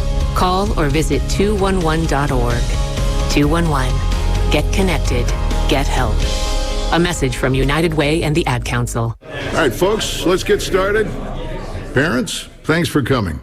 As many of you know, I'm Coach Mather. Tonight I want to talk about the season, of which I only have one expectation, that everybody gets stronger. When I say get stronger, I'm not referring solely to physical strength. Sure, we'll be in the weight room, we'll be running stairs, but we're also going to focus on developing mental toughness and grit, because those are the characteristics that allow us to achieve greatness both on and off the court. So how do we develop those things? By getting comfortable with a challenge, by cultivating the confidence necessary to overcome adversity in all forms. That's why I coach. That's my purpose. Every member of this team can lean on me, and I'll teach them how they can lean on themselves and each other. This message presented by the IHSA and the Illinois Athletic Directors Association. What's it like to walk in the shoes of a Navy SEAL, a beekeeper, a rabbi, a dentist, a ghost hunter, or a professional clown. Join me, Jim Wunderlich, on Word of Mouth, Thursday mornings from 11 a.m. to noon, and hear their stories. Captivating guests from a wide range of professions sharing a behind-the-curtain view of their jobs. Jobs such as an interrogator from Guantanamo, a private chef, a film director, a doctor, an orchestra conductor, a college basketball coach. Hi, I'm Danica Patrick. Watching my nieces grow, play, and learn is amazing, but not every child gets to be carefree. 1 in 6 kids in the U.S. are hungry. This breaks my heart, and it's something that Feeding America is working to change. Each year, the Feeding America network of food banks rescues billions of pounds of good food that would have gone to waste and gives it to families in need. To help, visit feedingamerica.org. Brought to you by Feeding America and the Ad Council. WRLR 98.3 FM. Just like animals, animals like animals, moles. Maybe you think that you can hide. I can smell yourself from miles. Just like animals, animals like animals, moles. Baby, I'm back. Welcome back to the Sports Corner with the Sports Guys for a Saturday morning. 54 degrees outside, bright sunshine. We'll have sunshine throughout the day. Maybe some clouds around a little bit, but not anything that's going to take away from a bright and sunny day. A little breezy, though. 72, the expected high, a little bit cooler near the lake. 50 tonight. And tomorrow, how about near 80?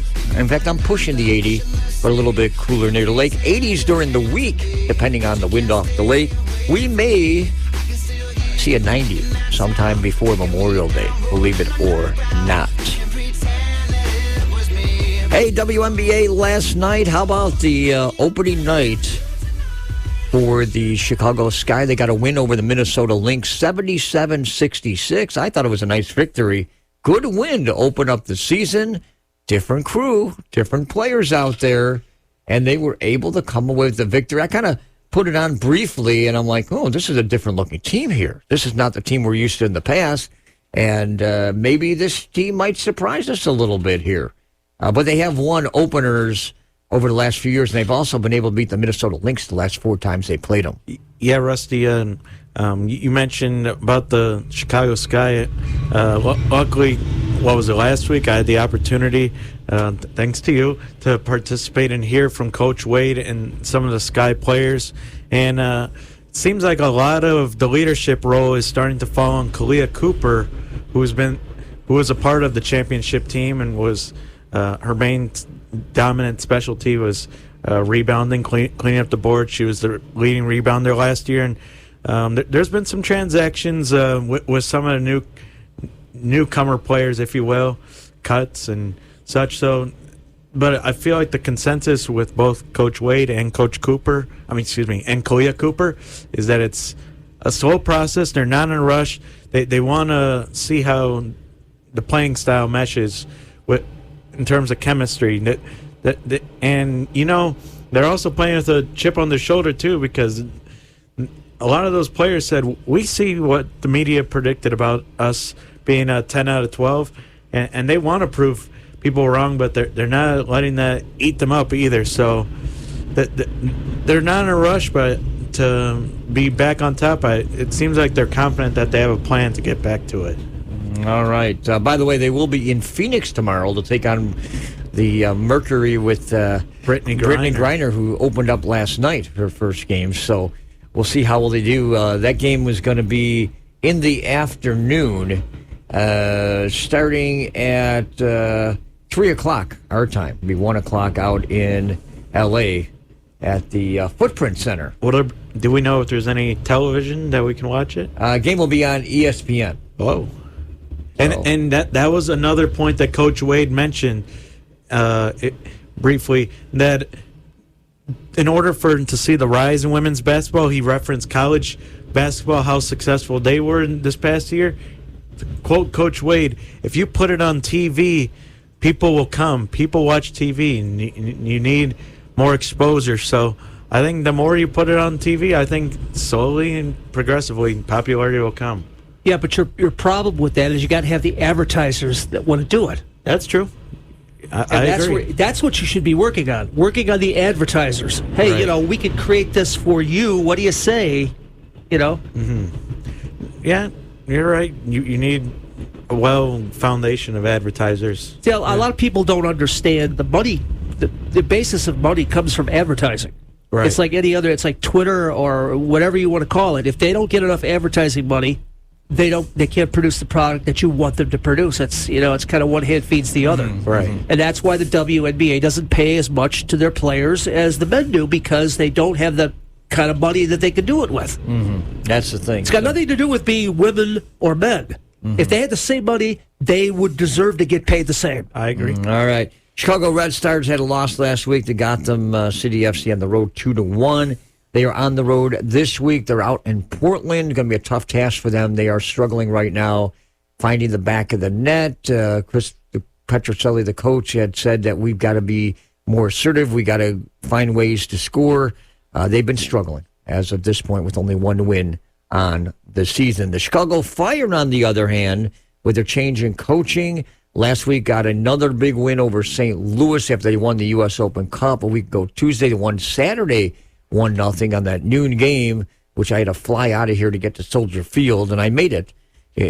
Luckily before kickoff by 12 noon with all that construction that's gone your way downtown. But, hey, they didn't look bad. They did not look that bad at all. They looked pretty good against St. Louis last Saturday. The reason for a 12 noon start, there was a Bears gala that was going on at Soldier Field in the evening. That's why they played the game early. But maybe the Chicago Fire should think about this. Let's play more Saturday afternoon games. They had a crowd of almost 20,000. It was 18,000 plus that made the game. What's their record right now? What are they with that win? -3 to a -2. No, I or think something? they're 3, 4, 5, somewhere in that area, somewhere in that range. Because 3, 4, 5 what? No, 3 wins, 4 losses, and 5 ties. It's not terrible. No, it's not terrible, but they picked up a tough loss. It's probably better than they've played in 3 years. They had a tough loss Wednesday in Charlotte, where they just didn't really play well against them. They was on turf, where they don't play well either. They didn't really play their players that they played over last week, but they are in the midst of playing 6 matches in a 2.5-week period. That's a lot. Okay. So it's going to draw on their legs a little bit. Normally you play once a week. On the soccer field, you can do that. So on a professional level. But we'll see what they can do. Their next match is coming up here today or tonight against Atlanta, 7:30 start at Soldier Field. Game is also on Apple Plus. That's the one thing I'm not a big fan on about Apple, because they have all their games together. I've been talking to some other media people about this. It would be better if they can structure it maybe in certain windows where you have Saturday afternoon, Saturday night, and maybe Sunday afternoon, Sunday night. I don't understand why Apple wants to have this whole big match night, and you got to subscribe, and you can only watch one game at a time. Yeah, you can go back and watch the other games, but put them in different windows. People want to watch other games. Either that, other time frames. Either that, or allow a split screen. I feel like that was always the future that people wanted. Yeah, it's funny you should say that. 4 but you know, the advent of Roku and Fire Stick and things like that makes it impossible. It's differently, because I have 2 televisions at home. Okay, if I put the Roku stick in the other one, my cable company has streaming, so I can have the Cubs game or the Sox game on the 32-inch with no audio, and put the other game on the big screen with audio. Yeah, and I can flip back and forth if I wanted to. Right. So you don't really need the picture-in-picture thing. Was, it kind of is. It turns out to be annoying, and you don't have to do it. Yeah. All right. Yeah. Hey, a couple notes around the NBA playoffs, the conference finals on the Western Conference. Nuggets out to a 2-0 lead on the Lakers off the bat. And you want to know something? The only thing I don't like, and I hate to say it, I just have not been a fan of just watching this, is because, what was it, Game 2? There were tons of flops out there, and it was a ragged game. And I was really surprised on the score being 108-103, based on the opening game being 134-126. Both games won by the Nuggets. And I thought Jokic had himself 2 great games. Yep. It's just, the officiating and trying to deal with these NBA players. It's like trying to deal with screaming kids. I hate to say it. It's ugly. It's ugly out there. It's not exciting. You want to know what showed up? What? In those 2 games? What's that? Age. Age on? LeBron. Yeah. He a couple of times he looked 38, and I think it's starting. Yeah, it could be. It could be here. Of course, Game 3 goes back to Los Angeles, which will be coming up here today or tonight at 7:30. We'll see how well the Lakers come out in Game 3. I got a feeling that things are going to turn in their favor one way or the other for the Lakers tonight. If not, the Nuggets, in my mind, on paper, they should win this series 4 straight. Yeah, I did look up the current odds on that. I don't need to know odds. I could see it. You know, well, Lakers don't deserve to be there. I hate to say it. Well, I know people will fight with me. Well, you can't fight with me. Deserving's got nothing to do with it. They played well enough to get there. Well, I think the Nuggets are much better. Oh, they are. I think Rusty makes a good point that there's probably a little bias with the referees, but let's not forget that the Lakers did just beat the defending champs, the Warriors, in the last round. But they also dominated at the free throw line by 176 free throws in the 6 games that they played. That's how you win games. Well, yeah, depending on how well. Go to the hole, get fouled, and score. Well, yeah, if you get the calls going your way. I can fight on this as much, and that's my old famous conspiracy theories. Well, stop this conspiracy theory. And just for people that are unaware, if the Nuggets win the series, they'll be their first ever appearance in the NBA Finals. Mm-hmm. Right. And the other side of the coin on the Eastern Conference Finals, not sure how you can believe this, but the Heat have won 2 games in Boston. And Jimmy Butler looks like a man among men, just the way he's playing. He's just dominated, but it's not just him. It's the entire Heat have come out and played. Now, predict what's the money line right now on Denver? On Boston. Down 2-0 from and going to Miami. What's the money line on Boston right now? Probably like plus 200. How about minus 155? They're favored? Still. Jeez. Still. I don't. Yeah. If that was, that's a little. That would be a little rich for me if I was a bettor. Yeah. If they were 125, I would take it. Tatum and Brown have not shown up in this first 2 games. Oh, but they will. But they've disappeared. We'll see. We'll see how well it is. Going to Miami is not easy, and you got to give some credit to Sepulsa as a coach and Pat Riley as an executive because they have been there before. And I said this too earlier when the Heat won their previous series or 2. It's the experienced coach that takes over, and he is experienced. Well, I think one thing this proves in the NBA, of all the sports out there that you could legitimately expand, NBA is one that you could add 2 teams to and not be and have good competition. It's probably one of the only major sports that you could do that, and really it works. There's a few markets that need to be filled. Vegas, Seattle, St. Well, that's Louis. a different story because that ain't happening. By the way, we could do NHL. that off the air. I got to give a lot of credit because the other night I got home a little bit late. I'm turned on the TV. Hey, there's hockey on, not just in a couple overtimes. They're going they're going to the second overtime to the third. Nobody scored. 1 o'clock. Hey, they're going to a 4th overtime. This is great. I love playoff hockey because 1 you don't go 1:07 a.m. But the thing is, you don't sit there and play 3-on-3 hockey. This is regular hockey. Let them keep playing. Much better. This is fun to keep going. This is what it's about. It was the 4th longest game in history. Yes, Florida pulled it out. Was it the New York left. Islanders that had the longest one? It goes back to 2000. That would be. I think that's the Islanders. You got to look that up, Carson, on there. When that longest NHL game, longest NHL playoff game. Yeah, I bet it's the. It was 6 overtimes, I think, is what it was. But I think it was. Yeah. That's to me. That's that's like the regular season. And another, make it 10-minute overtime. Mm-hmm. And then of course players. The what was it last night? Vegas kind of. Willed their way to get a win over the Stars. 4-3? They pulled that's that. That's not a very interesting series, by the way. Well, that's not. You don't think so? You're not in the other one. Better. I mean, for the Stars to be there, I got to give credit to Seattle Kraken for going as far as they did in the quarters. So it appears that the longest game in terms of minutes played was Detroit versus Montreal in March 24, 1936, when Detroit won 1-0. What about something around 2000? What about modern? No, playoff game was, I thought, 6 overtime. Modern 2007, Vancouver versus Dallas, 5-4 in the conference quarterfinals, 78 minutes. 78 minutes. Wow, that's 4th overtime. 2 minutes left. Yeah, I thought there was a 6 overtime game around. No, that'd be a 3 over. Was that? Well, it's a 4 overtime. Well, it's strange the way you phrase the question because Rusty seems to put it in terms of amount of periods played as opposed to minutes, right? Well, no, because each overtime is 20 minutes. Yeah, 20. Okay. So if you could say 6 overtimes, that'd be 120. Well, you're going up to 120. Yeah, somewhere in that range. I thought I saw 6 overtime around that'd be a long 2000. game.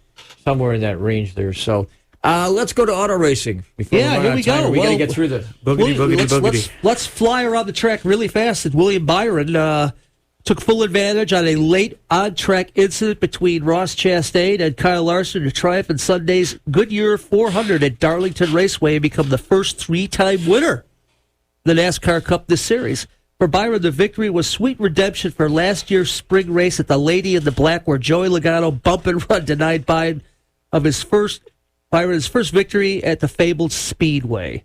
Now, this week is kind of strange. This is the NASCAR All-Star Open. It's a short race. It's a North Wilkesboro Speedway in North Wilkesboro. It's a remodeled track. Yeah, it's 100 laps, 62.5 miles. That's it. They're doing 2 races, though. Right, but they're doing 2 races on this. Yeah, 2 races there, but we're going to do the second race. Correct me if I'm wrong, Bruce, but this is the right one. Did they divide it by like X amount of laps as like one regional, like in the past? Yeah, it's sort of like that, but it's hard to explain how they do it. Yeah, because I'm not even sure exactly how they figure it out. But nevertheless, it is the All-Star Open. Okay, on a famed old track too, Wilkesboro. Yeah, Wilkesboro. Where's exactly. that? Where's that located? North Carolina. North Carolina. I'm sorry, North Carolina. I got everything's in North Carolina. Yeah, well, exactly. You got first pick, Bruce. I don't know how you earned that idea. That's because I picked for Don last week and gave him the winner. So my reward is that I get Kyle Larson. Is that who you want, Larson? Yeah. And I'll pick for Don again because the odds of me picking him 2 winners again is nearly impossible. It could happen. No. You don't think so? No. So you want Larson. Mike's up next. He wants Byron. Mike wants Byron. I don't know about this old course. Come on. Denny Hamlin. No, I don't want to Hamlin. I'm going to go Elliott. Ooh, okay. Small track is usually in line for him. Well, that was good because last week's top 5 was Byron, Harvick, Elliott, Kozlowski, and Wallace. Bubba. So let's see. Hamlin is where Paul's going. And you're going to take Don and goes where? Harvick. All right. Over to golf last week, which Don won. Jason Day came out of nowhere. Oh, before you jump to golf, okay, just one quick note for the Formula One guys that would like the races in Italy was the Qatar Airways Grand Prix. It's canceled in Italy. They decided that because of the serious flooding in Italy, they didn't want to take up prime resources for emergency vehicles and things like that. Do we know what part of Italy? Is it close to like Venice? Or? Let's see. Let me see if it shows where this is at here. Imola, Italy. I don't know where that is, but they've had serious flooding and they decided to cancel the race. Okay. I'm sorry. Go to golf. All right. Over to golf last week. Jason Day was the winner. Yeah. Who would have thought? He was way down the list. I give him. He was only 4 shots off when we did our picks. Yeah, but there were like 7 guys in front of him. Classic. This weekend, the PGA Championship, which is at a beautiful Oak Hill Country Club. Only 9 golfers were under par. It's played like the U.S. Open. +5 was the cut, and there was one, Chris Sanger, who ended up at 25 over par. The rough is brutal. It's that more rough like looks US like 5 Open. inches thick. Yeah, they were commenting, this is like the U.S. Open rough. Guys were hoping they hit it in the trap if they miss, because it's a predictable outcome. The rough is just the 6th hole, by the way, if I read this correctly, is a 503-yard par 4. And Scotty Scheffler was quoted, this has got to be one of the hardest holes that he's ever seen. That's what he said. It's difficult. So, leading the way, Victor Hovland at 6 under par over Corey Connors, Scotty Scheffler, Bryson DeChambeau. Oh, Bryson DeChambeau, that's an LIV golfer. What's he doing there? I don't know. What in the daylights is going on? Why are these guys playing there? I don't know. Anyhow, we got to make our picks here. Bruce getting a first pick again. Scheffler. You want Scheffler? Why wouldn't I? Well, you left the door open for Victor Hovland for Mike. That's fine. Let him have him. I don't care. How's Mr. Koepka doing? Is he doing good? Yeah, he's in the running, but I don't think he's there. He's in the top 5. You bad. By the way, John Rahm was 7 over par the first day. And he made the cut. He's at 4 over. The question is, could he come out of nowhere? Too many guys to climb Dustin over. Johnson's one to watch, too. I'm going to go with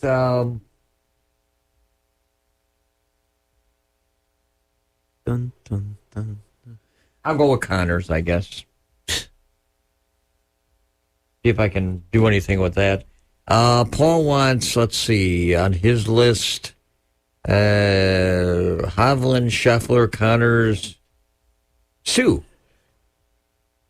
He's down a couple of shots. And Don gets who? I hate to give him Koepka, but I'm giving him Koepka. Oh, Koepka, he's down the list. Are you trying to find a way he's not going to win? Is that what you're telling me? No, he'd probably win, no. Oh, my goodness. Which will irritate me twice. Twice, 3 times, something in that order. Back to baseball, a little note this past week that the Oakland A's have submitted an opportunity to make a move to Las Vegas. They've got a lot of land that they're going to move to. I predict it's not happening. Keep them out of Allegiant Stadium, because please. Every time they go to the public to ask for money for that field, the public says no. But going to Las Vegas, they want those guys to pay for it, and they're not going to let them keep them out of Allegiant Stadium. There's a reason why the Raiders left it the may Oakland not A's happen. stadium. No, they're not going to go there. They don't forget, you got the, what is it, Las Vegas? Is it Golden 45s Knights. or something? The best thing to happen with Oakland was for them to sell the team and stay in Oakland. That would take care of it. But you're not going to get public money in Las Vegas. You're just not going to give it to them. Yeah, the reason why the Oakland mayor won't give it is because when the Raiders came back from Los Angeles in the 90s, they put a lot of resources in the Coliseum for both the A's and the Raiders. No, it is, but the Oakland mayors in previous years said that they didn't want to Also, invest. back to MLS. Sorry. They've got their 30th franchise ready to jump in by 2025, and it'll be based in San Diego. I have another baseball note. What's that? Michael Kopech is the first pitcher in baseball history to finish a game with 8 innings pitched, no walks, 10 strikeouts, and face the minimum 24 batters. So glad you dug that up. Never been done before. Interesting. All right, we got to run out here. We got thanks to Will Benson, can't we the new walk out? head Do we have to basketball run? coach at Stevenson. Thank you, Carson, for jumping on in. Yeah. For the Swamp Rat College segment. Thank you, Bruce. And have yourself a good rest of the day. I'm Rusty Silber. Bye. The new show comes your way next. So long, everybody.